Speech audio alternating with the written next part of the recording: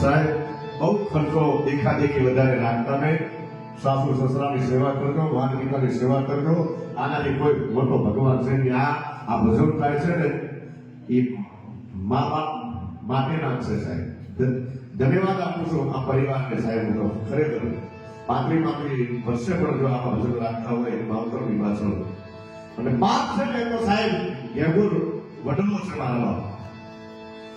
બાપ એવું પાત્ર છે પોતે કાલી મજૂરી કરી પોતાના તમામ અરમાન હેજબાન ભોગી અને સંતાનના અરમાન કેમ પૂરા કરવાને એ બાપ કરી કે મારા બાપ.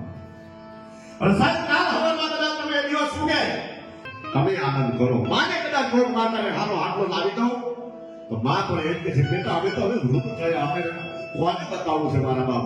તમે આનંદ કરો અને પેરો ઓઢોને આનંદ કરો સાહેબ. આ માને બધી વાતે ચલાવી લે અને આપણને રાજી રાખે ને એનું નામ માને બાપ છે મારા બાપ.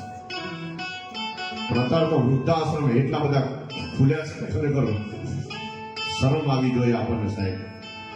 આ ગુજરાતની ધરતી છે, માય કાંગલાની ધરતી નથી. આ તો સાધુ સંતોની ધરતી છે, મર્દોની ધરતી છે અને શૂરવીરોની ધરતી છે.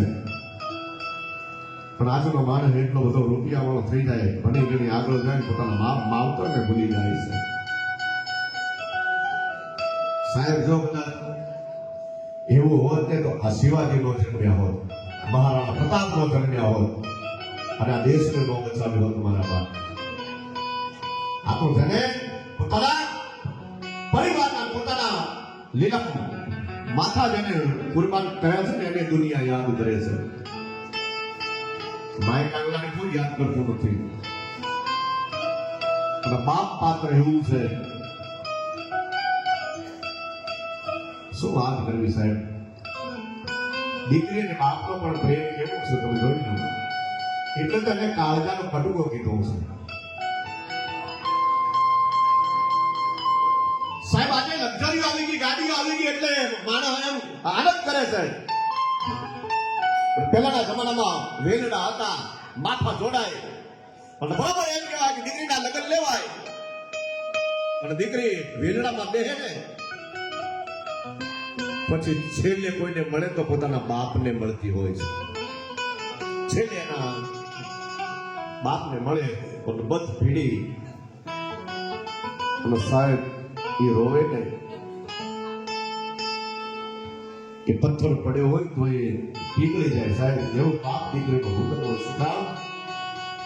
માથે કોની દીકરી હોય, મારી ગાડી પહેરી હોય અને ઈ ઉમરાની માલિકો રોકજો ફમા કહે કે દારવાર ઠેકડા મારતી હોય અને પોતાનો બાપ તો હોય. અરે મારી દીકરી કેવી લાગે છે, કેવી રમે છે, કેવી ઠેકડા મારે છે. પણ એ જ દીકરી 25 વર્ષની થઈ જાય ગદીના લગ્ન લેવાય પછી એને એ ઉંગરો છે ને ડુંગરા જેવો લાગે. એટલે અમારો દાદ કવિ લખે છે કેવું, અરે પગ તો નહીં તેજી પગ ધરા પગ ત્યાં થંભી ગયો. પગ તો નહીં તેજી પગ ધરા પગ ત્યાં થંભી ગયો. આ ડુંગરા જેવો બનો એવો માંડવો લગી ગયો. કાળજા કેરો કોટ ગોમારો ગાંઠથી છૂટી ગયો.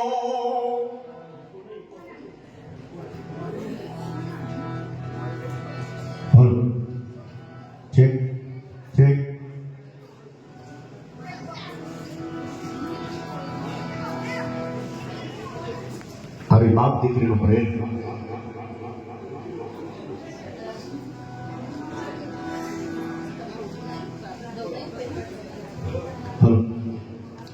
અને એ દીકરી સાહેબ વેલડામાં બેહે ને અને ધીરે ધીરે વેલડું હાલે એટલે એનો બાપ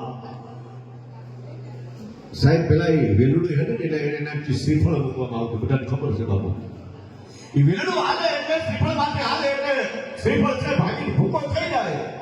એક દીકરી જાય પોતાના બાપનો કાળજો ભાગીને ભૂકો થઈ જતો. બેજો બેજો અને એ બાપ પેલી ધીરા ધીરા ડગલા માંડી અને ટોપરાની કાચીના ટુકડા છે હાથમાં લઈ વેલડાને ઊભું રખાવે અને પોતાની દીકરીના ખોળામાં મૂકે. બેટા મારી દીકરી બહાર, મારા દીકરા એકલું કે બેટા આય મારી દીકરી આજે તો તને લોકી કોઈ એમ નથી મારા બાપ. મેં તારા લગ્ન કર્યા છે તારા સાસુ લાવું પણ મને ભાવશે નહીં. તારા વખત કેમ કહે મારી દીકરી તું ઠેકડા મારતા મારતા આવડી મોટી થઈ હતી મારે કે કોઈ જીવું મારા બેટા બીજું તો ખાઈ નહીં પડે. આ ટોપરાની કાચીના ટુકડા છે ને એ તારા ખોળામાં મૂકવાનું છે, તારી વાટે તારે જવાનું છે. પણ દીકરા પાણીનો મળે તરો લાગે તેવી તારા બાપને યાદ કરી ટોપરાની કાચની મોટામાં મૂકીશ ને ટોકરો બેટા તને તરો નહીં લાગે. સાહેબ આ બાપ દીકરીનો પ્રેમ છે. મારો અનુભવ છે ત્યાં સુધી જ્યારે વર્ષમાં પોતાનો બાપ દીકરીને મૂકવા જાય ત્યારે દોર બંને ભલામણ કરતો કે કંડક્ટરને ભલામણ કરે આજુબાજુ બેઠા હોય ને એને ભલામણ કરે મારી દીકરી તો કામ આવે ને એટલે ઉતારી દેજો, એટલે હાથથી ઉતારી દેજો. આ બાપ એટલે એને લાલતાનો કરવો કીધો છે. ઘણા કહે છે દીકરી છે ને એ તો સાપનો ભારો છે, પણ અમે એમ કહીએ છીએ દીકરી સાપનો ભારો છે પણ દીકરી તુલસીનો પ્યારો છે. દીકરી પોતાના મા બાપની આબરૂ ડાળે, પોતાને ખાતાની ઇજ્જત આબરૂ હાથવી પોતાના બાપની પાઘડી હાથવે ને એ દીકરી તુલસીનો પ્યારો છે. બાકી જે પોતાના બાપની પાઘડી ઉલાળી અને બીજા આરે ભાગી જાય ને સાહેબ એને સાપનો ભારો કહેવાય, એને હાથનો ભારો કહેવાય. એ દીકરી તુલસીનો પ્યારો ન કહેવાય. અને જીવનમાં સાહેબ ઇજ્જત એક જ વાર મળે, એક વાર પછી ગઈ ને પછી ભૂકા નીકળી જાય. 71 પેટીના મારા બાપ. દીકરી છે ને એક તો બાપની પાઘડી છે અને દીકરો છે ને એ તો બાપનું પેરડ છે.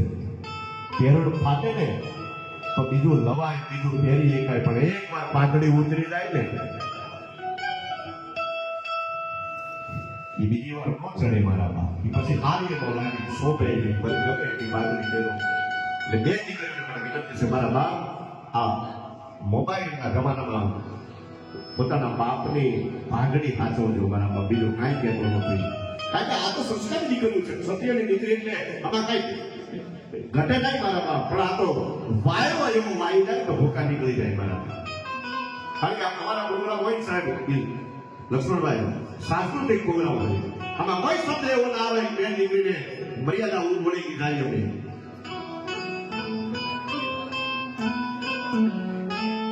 નારી નું નારા રહી, નારી રતનની ખાણ, નારી થતી નર નીકળ્યા ધ્રુવ સમાજના પહેલા. સાહેબ સીતાબાઈને યાદ કરવા પડે. નિર્મલા ગઢવી હમણાં બહુ સારું વધ્યા છે કે શિવાજી જન્મ્યા છે નિદય કેમ આવતી નથી એના માટે બોલ્યા છે. પણ કેવું કઈ ધન કુખ દીલા બાદની જા શિવાજી જન્મો હતો, એ તલવાર કેરી ધાર પરની દુઃખમ રાખ્યો હતો. પડકાર કરતી પુત્રને પછી મરજે સમરણ મેદાનમાં, એ જમદેશની યાદ રમણી અમર છે ઇતિહાસમાં. શું સાંગ વાતો કરી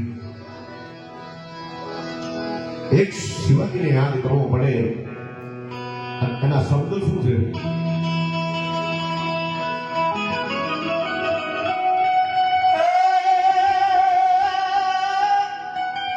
નિદય કેમ આવતી નથી એ ઘણી વાત કરવી છે મારે. બે રીતે બોલી